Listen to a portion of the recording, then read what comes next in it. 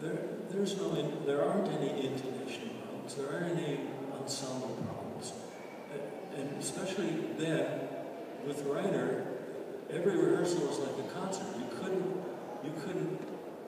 You couldn't dare to have a mistake or have a clam or anything, because if you did, he'd go after you like a piranha. He'd stop everything and have you play it by yourself if you had to. And so rehearsals were just like concerts, but it was so easy to be there, to be part of it. I mean, I think the most difficult thing you can do is play in an amateur orchestra. I hate to tell you that, but you know, you have to fight, and it's hard. You get tired because it's not in tune and so on. But this was a revelation. It was still scary as hell, but it was elating, I would say. I guess I could tell you the closest I ever came to getting fired in that orchestra. I think that's our next it is? question. Category. And I'll read it for those who don't have it. Management had a replacement for Dave's position in CSO without telling him. And he responded by 1, winning the principal horn audition in Detroit, 2, winning the principal horn audition in Pittsburgh, 3, having Paul Hindemith stand up for him and protest their decision. Having what? Having Paul Hindemith stand up for you. Oh, yeah. And or all of the above. All of the above, definitely all of the above. Hey! I think that's everyone's like fantasy dream comeback for a But you know, situation. you must remember, this was way back, and auditions weren't like what they are now. Auditions were held with maybe the conductor and the personnel manager. There were no committees, and it was just 2 or 3 people in the room, and it was in a hotel room somewhere. In fact, I auditioned for Steinberg in a hotel room, and also for 6th and Early in Detroit in a hotel room. No committee, but because I'd survived, I guess, Reiner and Chicago Symphony in 5 years, the last year being co-principal along with Frank Brauch, I was a known commodity, I guess, and they were willing to trust me. You know, I guess I had a reputation, even though I was very young. So I auditioned for these 2 places. The reason I auditioned is because the first 2 years there I was assistant to Philip Farkas, and the second 2 years I was assistant to Chris Luba, and then Chris Luba had a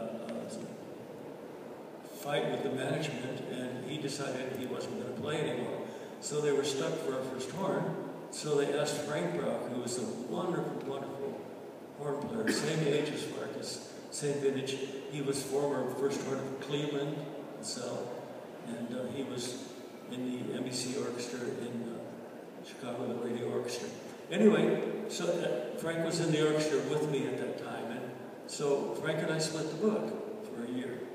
And the management came to me and said, "Oh, Dr. Reiner's very happy with the situation the way it is, and we're going to carry on like we did this year. Next year, you and Mr. Brauch will be co-principal." Okay. And I happened to be at Northwestern a month or 2 later, and the dean mentioned to me, "Do you know this new horn player that's coming in?" I said, "What new horn player?" He says, "Yeah, we've hired him to teach here." And I said, "Well, I never heard anything about it. They told Frank and I that we were the two horn players for him." "Oh yeah, but it was Clarendon Van Norman, and you know who he is. He was the first horn at the Met, and he was there just a few years before Dale got there. But I'd long left before Dale got there. Anyway, it was Van Norman, and so I was such a young, naive person. How could somebody in management, how could the manager of the orchestra lie to me right to my face and say, oh, yeah, you're going to do it? So my thinking was, I've got to find out if I can really do this. I mean, playing co-principal wasn't like playing principal. Frank and I had a wonderful arrangement, and he made it easy for me, and he gave me some good stuff to play. But anyway, I decided to see if I could do it, and just fortunately at that time, both Pittsburgh and Detroit were open. So I auditioned for both those places, and I got both those jobs. And I had to decide, which place to go, Pittsburgh or Detroit. And I thought it over, and I called a couple people who were in those orchestras, and I realized that Steinberg had a different first horn in the Pittsburgh Symphony about every 2 or 3 years for umpteen years. And I figured my chances for survival of actually being able to do this thing were better in Detroit. So I went to Detroit, and that was a great choice. I wasn't ready in any way to be a principal horn in Chicago Symphony, although I did survive that 1 year. Well, I was, you know, I was so naive that I could be lied to like that, right to my face. But I decided I would let the whole thing go. I got the choice of 2 wonderful jobs, and I'll just leave and see if I can do this on my own. The last concerts we played, that I played with the orchestra, were with Paul Hindemith.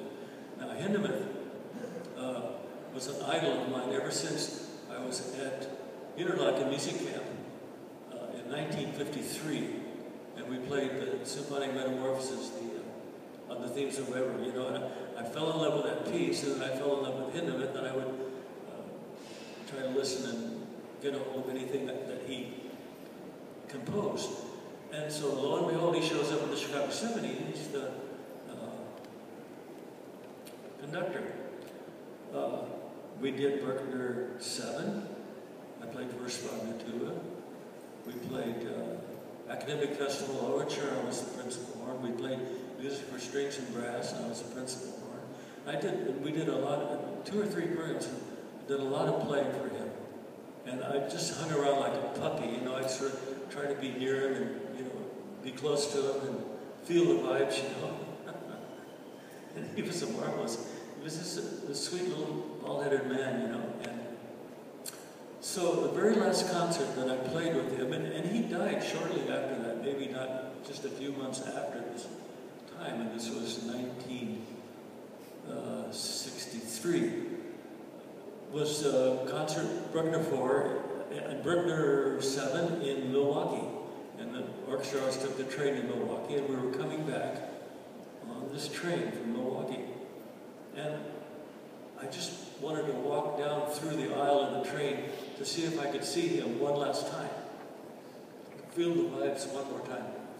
So I'm walking down through this train, and there he was sitting there with his wife, and they had a table, they had the chairs turned so that they face each other. And the manager of the orchestra and his wife were sitting at this table with him and his wife. So I walked by there, and I just was going to walk by and take a quick glance, and he sees me, Hindemith, and he says, young man, come over here. So I came over, and he looks at me, and he's eating a sandwich, and he says, you want a bite of my sandwich? Oh my God, I couldn't possibly take a bite of his sandwich. And so he says, well, tell me your plans. Hindemith says this, and I said, well, I'm leaving the orchestra and going to First Horn in Detroit. What? You're leaving the orchestra? And he turns to this manager who lied to me, and he turns to him and he says, you're stupid. How could you let this man go? And he chewed him out for a couple of minutes. And I'm standing there in the aisle of this train, and I'm thinking, what is the scenario? This guy who I felt wronged by is being attacked and chastised by my hero, and I had nothing to do with it. I mean, what kind of karma is that? I mean, you couldn't dream of a better scenario than that one. So I left Chicago very happily and moved on to see if I could survive as a first horn in Detroit. We're going to do a drop the needle test. I don't know if they still do that in music school now. Drop the needle. Which is funny because I don't know the music records. I'm going to ask my friend Greg in the back to play some of these tracks for us. The first one will be Bruckner 4.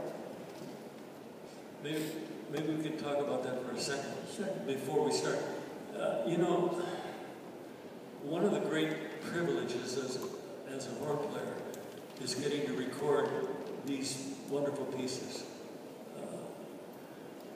in San Francisco. We had this wonderful conductor, Herbert Blomstedt. And before I retired and before he left, we recorded all the Sibelius symphonies, all the Nielsen symphonies, which are really, I love those pieces. And we recorded major Strauss pieces and a lot of Bruckner. And so to have this opportunity to, you know, making recordings is so different now than it was back in the 60s, in Chicago especially. The recordings now, you can take chances and you feel free to go for stuff. Back then it was so intense because if you did a climb or did something, it would have to stop the whole thing and everything would have to be done over again. And they didn't like to splice and cut tape and they couldn't do it. Now they don't care. You play out a tune, we'll fix it. You know? It doesn't matter. So you can pretty much take chances, and we're just at this point now in the recording industry. Of course, I haven't done it for a while, but we're just raw material.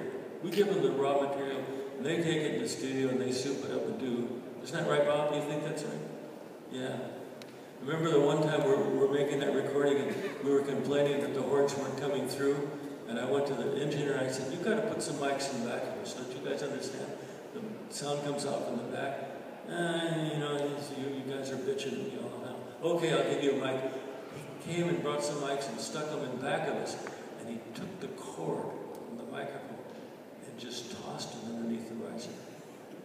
No connection. No connection. He thought he was really, you know. And at that point, my thinking was, any clam I can get on this record would be great. I'd love to have a record with something in there that I could say, yes, that's me. The total opposite of what it was 30, 40 years ago, you know. If I could sneak one in. In fact, I used to sneak a lot of stuff. I'd sneak notes that were written into recordings, and nobody caught it. I once stuck a high D into Alpine Symphony. Now we noticed. We noticed. Yeah. So we'll just hear the opening of Bruckner 4. Track 1 is instead, correct? Correct. Well, the reason you're hearing Bruckner 4 is because Ed asked me some of the scariest moments in my horn playing career, and this is one. In fact, we did this piece in Frankfurt. I think it was Frankfurt, yeah. And I got so nervous, I just broke out in a terrible sweat and had dry mouth. That's really the one time when I almost collapsed. Like, I got through it, but it wasn't pretty. My whole body just went crazy. So this is Enderal moment, you know. I never used it. That's the only time I had to use it in my life. Anyway, so, but making a recording of Bruckner 4 is different from playing a concert of Bruckner 4, because the recording, you can have a couple chances. You're not going to ruin the whole concert. But a concert, if that doesn't work, if that opening isn't magic, absolutely magic, where it's like, oh my God, movement. They set up this atmosphere and you float in and do this like horn call. And if that isn't done in the right way, or if it's messed up, everybody's trying to recover from that concert. So let's hear what came out.